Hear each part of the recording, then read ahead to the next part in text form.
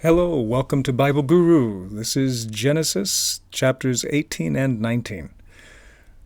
God comes to Abram, promises Sarah will have a baby in a year to come. She laughs.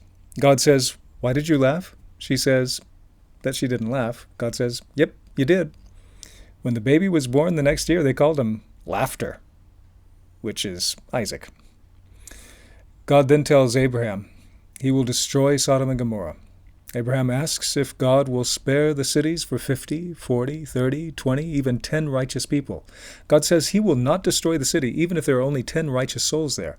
God seems to return to wherever it is he came from, and the two angels go down to Sodom and Gomorrah and find Lot at the gate.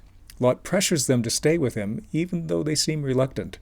When they get home, the men of the city, young and old, surround the house and demand to have the two men, these angels, out so they can abuse them sexually. It doesn't look like Lot and his family will survive until the angels pull Lot back into the house and strike the men with blindness. The depth of their depravity is clear. Verses 12 through 16, the angels tell Lot to get any loved ones out of the city.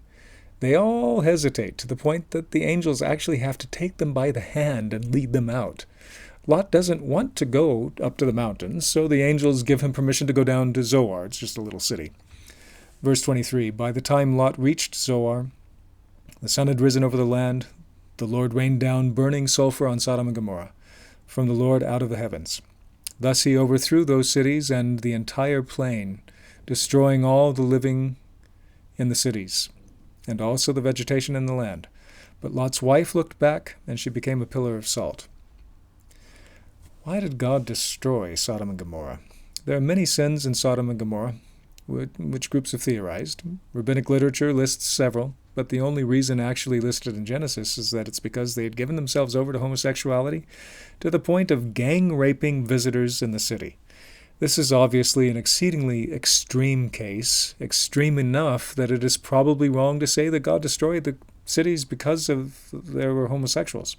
My guess is that today most homosexuals would think of the behavior of the men of Sodom as reprehensible.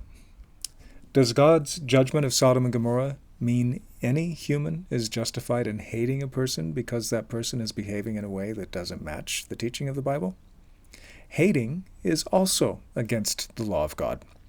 Jesus said the first commandment, and the most important commandment, is to love God with all your heart, soul, mind, and strength. The second is to love your neighbor as yourself. It is not our job to judge any human being for the choices they make, nor is it our job to try to make people feel ashamed for who they are and what they do. Our job is to love. Paul said God's wrath comes against those who do these kinds of things, described in Sodom and Gomorrah, in Romans chapter 1. Notice, it's God's wrath, not ours. Some might argue that the Bible was written in a backward time when these issues were taboo. Nothing could be farther from the truth.